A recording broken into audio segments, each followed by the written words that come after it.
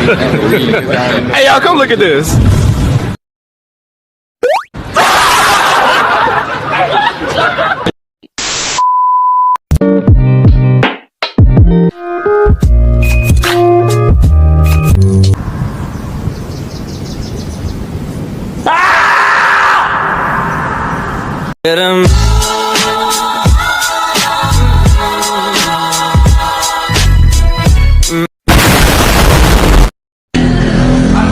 Well, pasara mo na yan!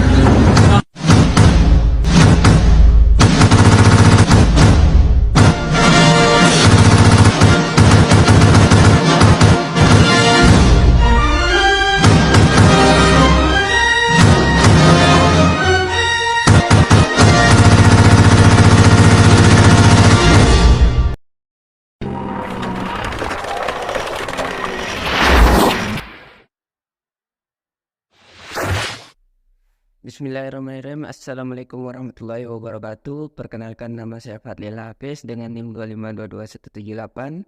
Saya di sini akan menjelaskan lanjutan dari database, yaitu mengenai SQL. Yang pertama, SQL atau Structured Query Language, yaitu sebuah bahasa yang digunakan untuk mengakses data dalam sebuah relasi atau dalam sebuah basis data relasional. Bahasa ini digunakan secara de facto atau sudah distandarisasi atau menjadi standar yang digunakan dalam manajemen basis data relasional.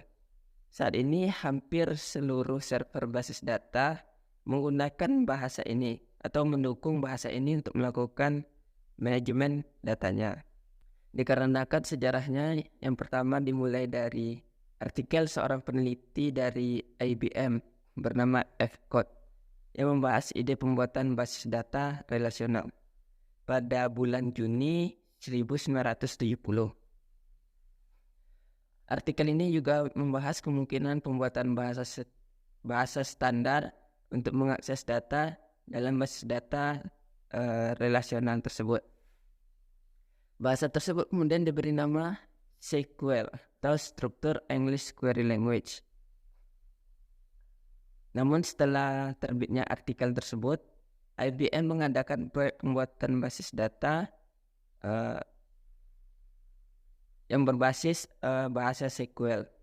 Akan tetapi karena permasalahan hukum terkait penggunaan nama dari SQL tersebut, IBM pun mengubahnya menjadi SQL. Dan implementasi dari basis data relasional dikenal dengan sistem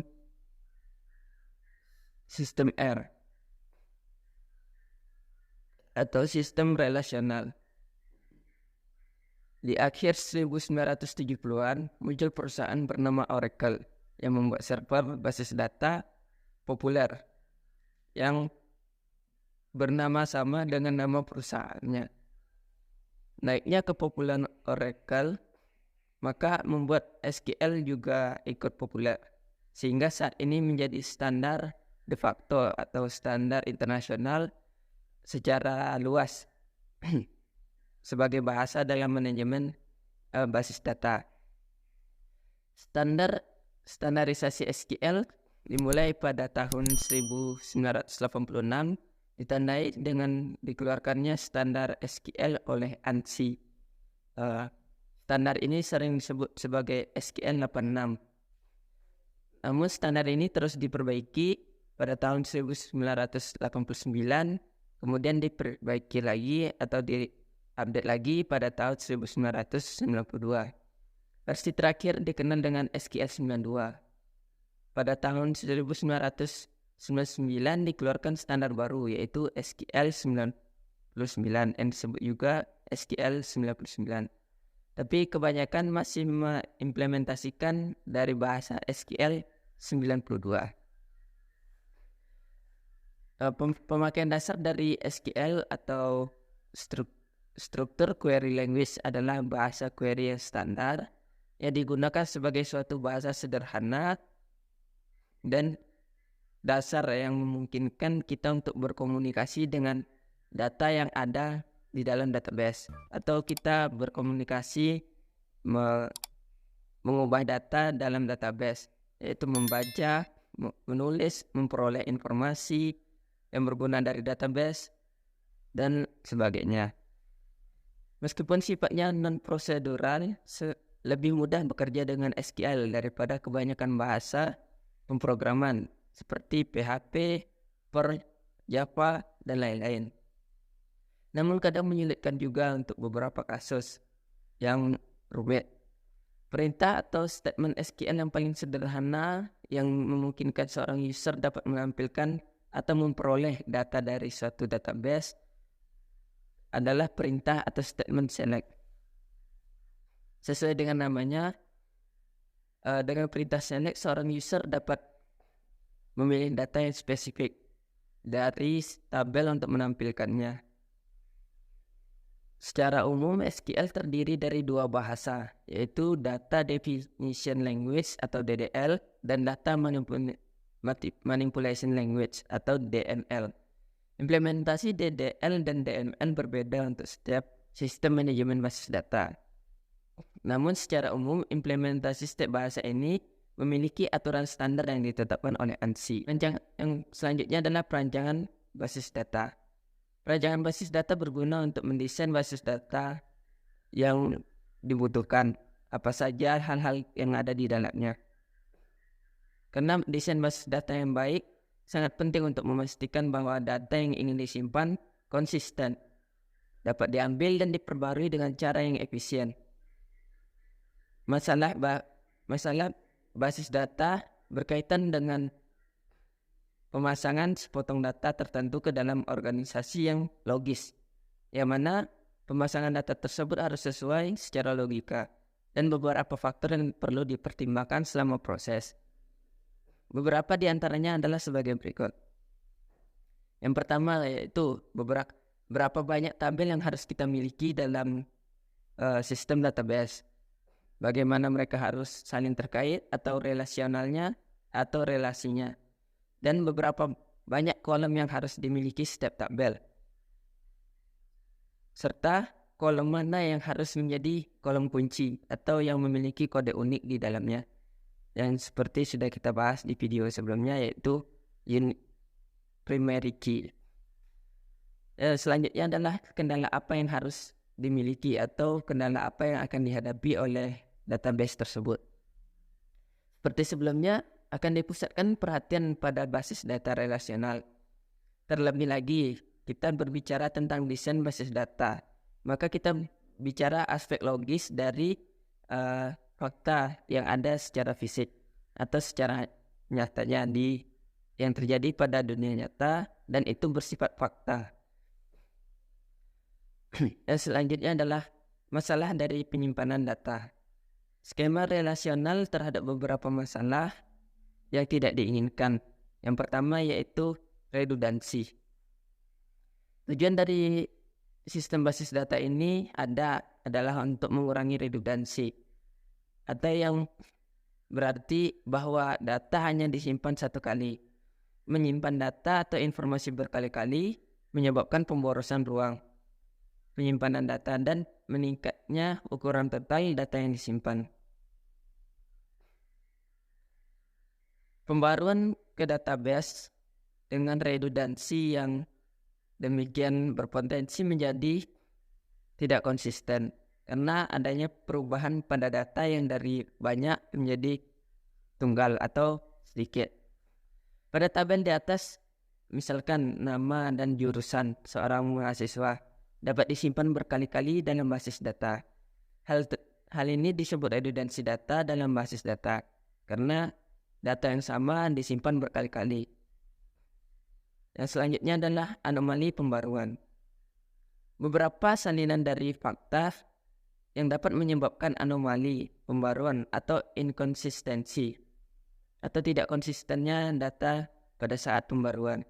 Saat pembaruan dilakukan dan hanya beberapa salinan yang ganda yang perlu diperbarui. Jadi perubahan pada jurusan, misalkan pada kolom mahasiswa, harus dibuat konsisten dalam semua record yang terkait dengan mahasiswa. Jika satu dari 3 record tidak berubah, maka akan ada ketidakkonsistenan dalam data tersebut. sehingga akan menyebabkan anomali dari penyimpanan. Anomali penyisipan.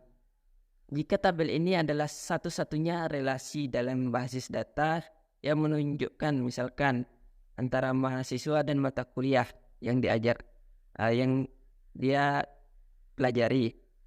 Faktanya bahwa seorang dosen yang mengampu mata kuliah atau yang mengajar dari mata kuliah itu tidak dapat dimasukkan dalam basis data kecuali seorang mahasiswa terdaftar dalam mata kuliah tersebut.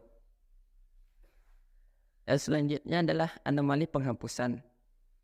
Jika satu-satunya mahasiswa yang terdaftar dari database tersebut dan terdaftar dalam kelas tersebut yang diberikan untuk mempelajari mata kuliah, dan informasi dosen yang akan hilang.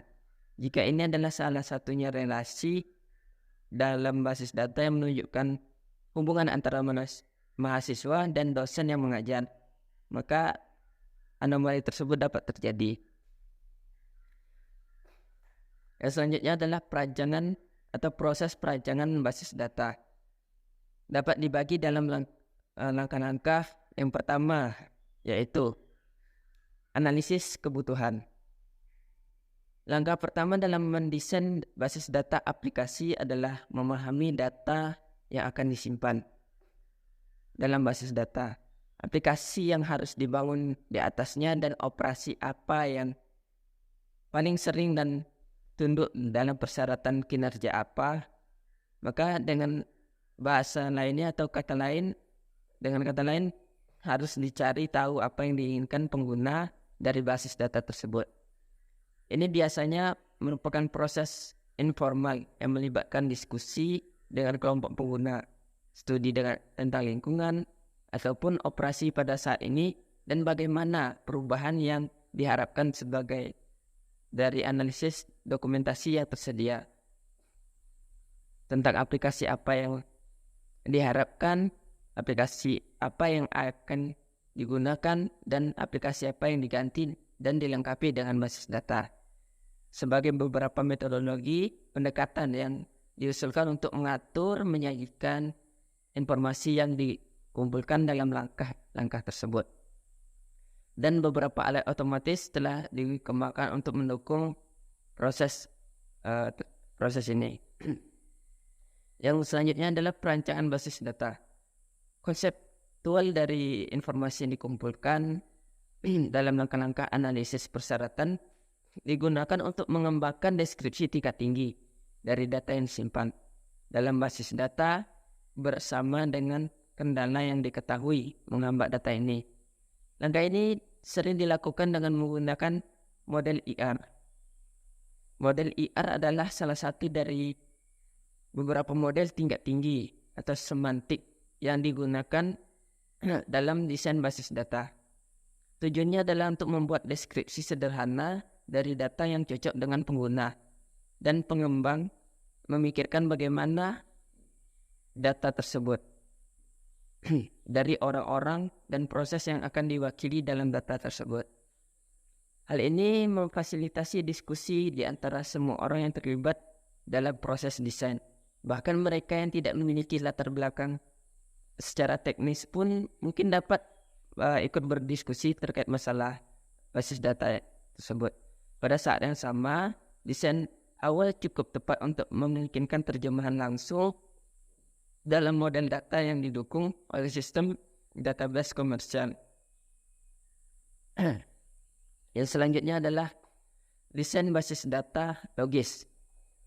Harus dipilih DBMS untuk mengimplementasikan desain dari basis data tersebut. Dalam mengubah desain basis data konseptual menjadi skema basis data dalam model data yang diinginkan.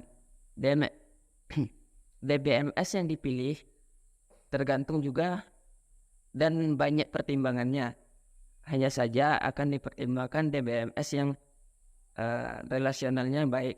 Oleh karena itu, tugas dan langkah desain logis dari basis data dan skema IR sangat-sangat berguna dalam pemilihan data Database Management System atau DBMS, sehingga DBMS sesuai dengan kebutuhan dan budget yang ada. Yang selanjutnya adalah normalisasi. Normalisasi adalah penyederhanaan data dari yang rumit menjadi sederhana dengan pengelompokan yang logika dan pembagian yang baik berdasarkan jenis ataupun tipe yang diperlukan. Atau normalisasi juga adalah proses di mana dapat mendekomposisi atau membagi relasi menjadi lebih dari satu relasi untuk menghilangkan anomali dalam database relasional. Hal ini dilakukan prosesnya langkah demi langkah dan setiap langkah dikenal sebagai bentuk normal dengan istilah normalisasi. Yang pertama yaitu field, atribut kunci dari setiap file yang terdapat unique key atau primary key dalam satu file yang dapat mewakili record. Lalu selanjutnya candidate key, kumpulan dari atribut minimal yang secara unik mengidentifikasi sebuah baris yang fungsinya sebagai calon primary key.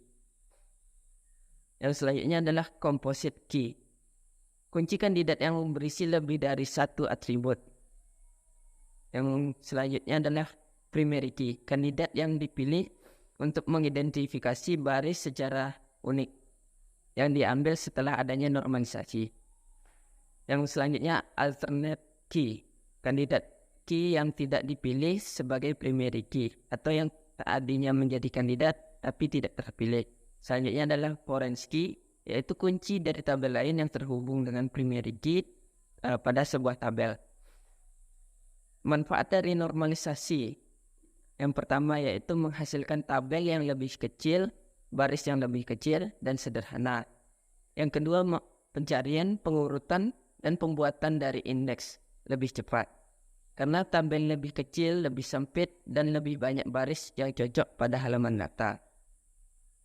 Yang ketiga adalah menghasilkan lebih banyak tabel dengan memecah tabel asli menjadi tabel yang lebih kecil, dan demikian bisa ada lebih banyak indeks dan kerumunan atau tabel-tabel yang kecil dan lebih banyak fleksibilitas dalam menyetel query. Yang keempat yaitu pencarian indeks umum, lebih cepat karena indeks cenderung lebih sempit dan lebih pendek. Nomor 5, semakin banyak tabel memungkinkan penggunaan segmen yang lebih baik untuk mengontrol penempatan fisik dari data yang kita punya. Yang keenam adalah adanya lebih sedikit indeks per tabel karena perintah modifikasi data lebih cepat. Yang ketujuh adalah sejumlah kecil dari data yang diredundansi akan menjadi basis data yang lebih kompak. Yang selanjutnya, yang kedelapan adalah anomali-anomali berkurang. Dan yang kesembilan yaitu secara konsep lebih bersih, lebih mudah untuk dipertahankan, diubah dan diupdate seiring kebutuhan dari pengguna tersebut atau dari seiring perubahan dari kebutuhan. Selanjutnya adalah ketergantungan dalam normalisasi. Ketergantungan dalam normalisasi atau yang biasa disebut dengan dependensi merupakan konsep yang mendasari normalisasi atau hal yang mendasar terjadinya normalisasi dalam basis data yang lebih sering disebut dengan functional dependency atau ketergantungan fungsional atau ketergantungan secara fungsi antara satu tabel dengan tabel yang lain atau antara satu data dengan data yang lain yang digunakan untuk menggambarkan hubungan atau relasi atau relasional, batasan, keterkaitan antar atribut di dalam relasi. Atau lebih jelasnya, nilai dari suatu atribut dapat menentukan nilai dari atribut lain yang dapat mewakili data di dalam atribut yang dicari. Dependensi akan mencari acuan untuk dilakukan pendekomposisian data ke dalam bentuk yang paling efisien. Sebagai contohnya yaitu NIM dan nama mahasiswa. NIM secara fungsional menentukan nama mahasiswa. Karena untuk setiap NIM yang sama maka akan memiliki nilai nama mahasiswa yang sama. Karena tidak mungkin NIM dimiliki satu NIM dimiliki oleh banyak mahasiswa. Karena NIM adalah primary key atau kata kunci yang akan mewakili nama dari mahasiswa yang sama. Dependensi dapat dibagi dalam 3 jenis, yaitu full dependency atau ketergantungan penuh. Ini menunjukkan jika atribut dari satu tabel dengan tabel yang lainnya memiliki dalam suatu relasi di mana tabel yang pertama dan kedua memiliki ketergantungan yang fungsional penuh, yang mana B tidak memiliki ketergantungan terhadap data yang pertama, data A atau tabel pertama. Contohnya yaitu tabel dari mahasiswa.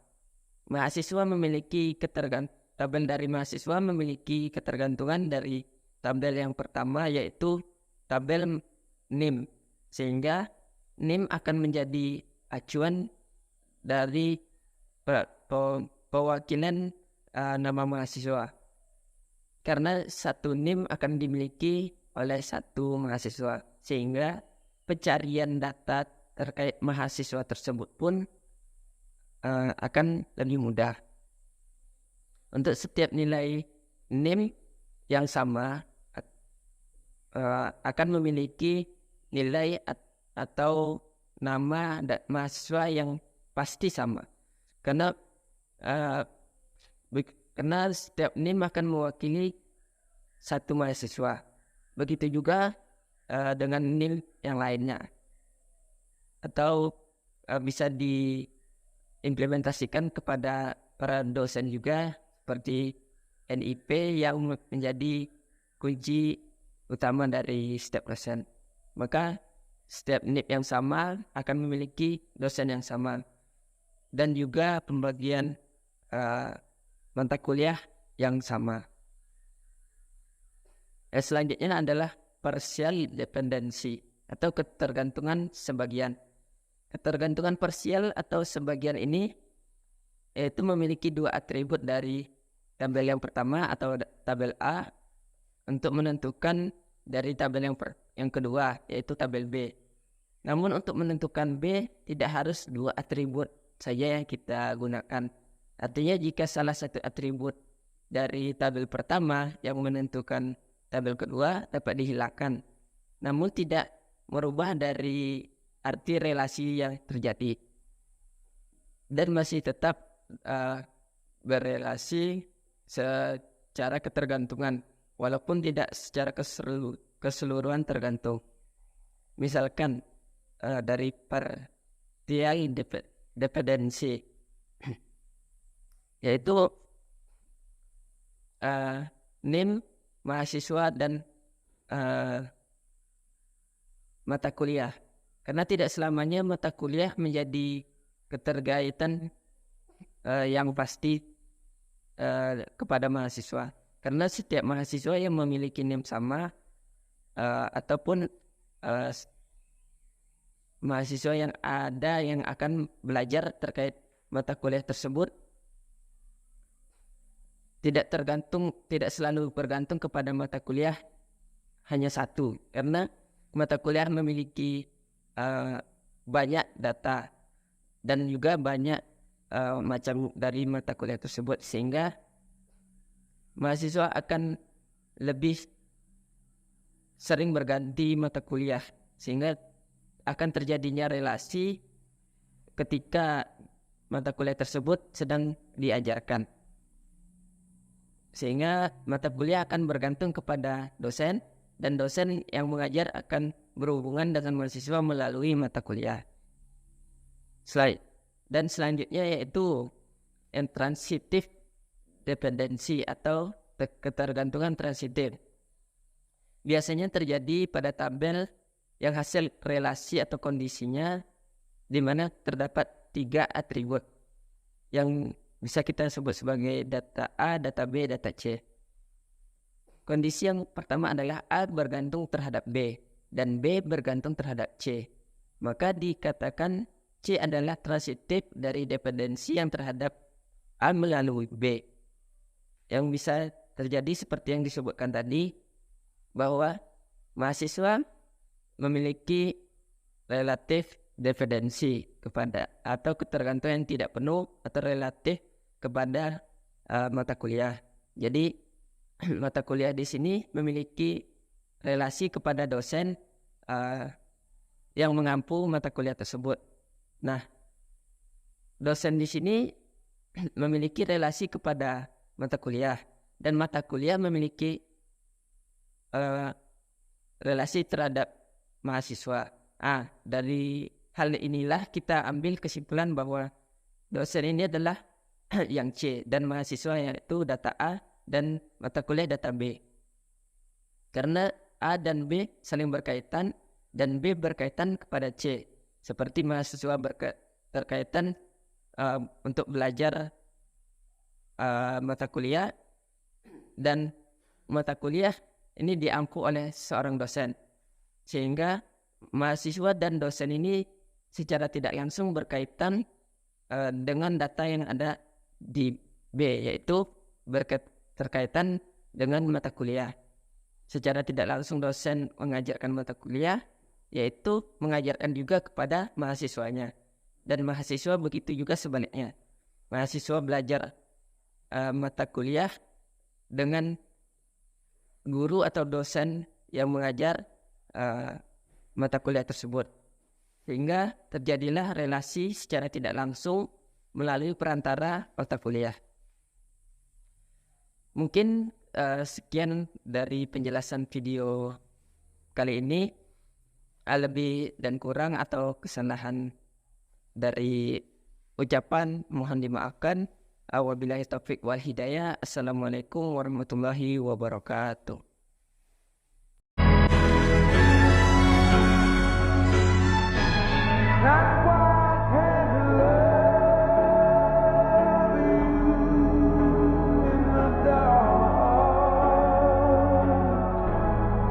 I remember that night I launched Facebook from that little dorm in Kirkland House.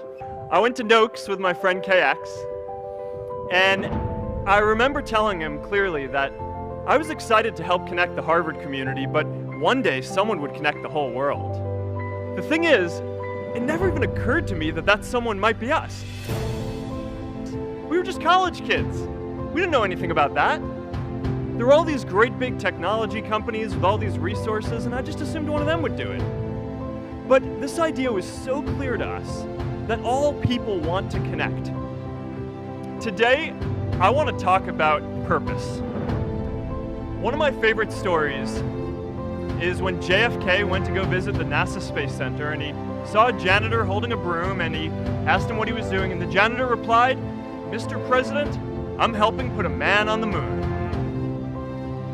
Purpose is that feeling that you are a part of something bigger than yourself, that you are needed, and that you have something better ahead to work for. Purpose is what creates true happiness.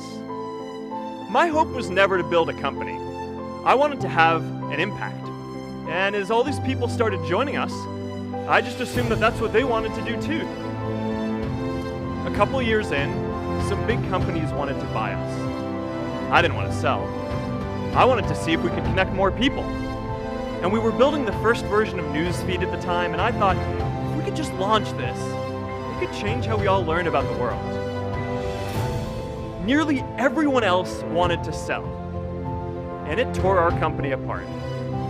After one particularly tense argument, one of my close advisors told me if I didn't agree to sell the company right now, I would regret that decision for the rest of my life.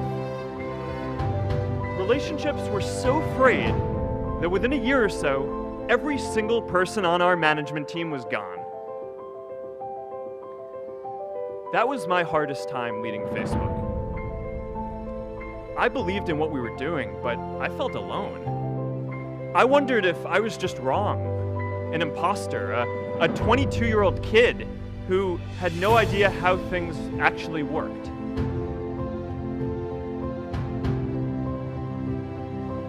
And I know that a lot of you are going to have your own stories just like this. A change in the world that seems so clear that you are sure someone else is going to do it. But they're not. You will. But be prepared to be misunderstood. Anyone working on a big vision is going to get called crazy, even if you end up right. Anyone taking initiative will always get criticized for moving too fast, because there's always someone who wants to slow you down. Anyone taking on a complex problem is going to get blamed for not fully understanding it, even though it's impossible to know everything up front. Let me tell you a secret. No one does when they begin. Ideas don't come out fully formed.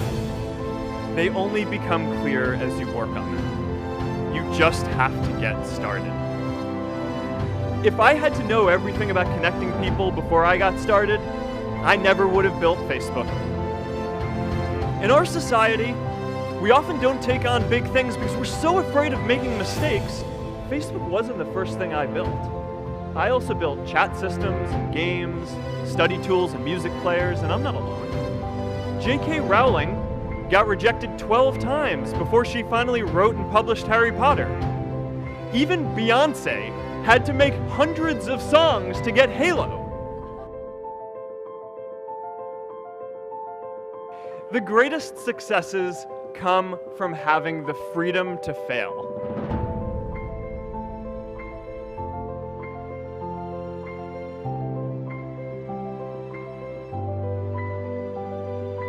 You know, a lot of times I think people just get afraid because, you know, often your dream is, it seems like it's so far off, but if you just kind of focus on building stuff that you think is good and you keep on going at each step along the way and don't let people deter you from that and just really care about what you're doing, and you know, I think that's how you build something good.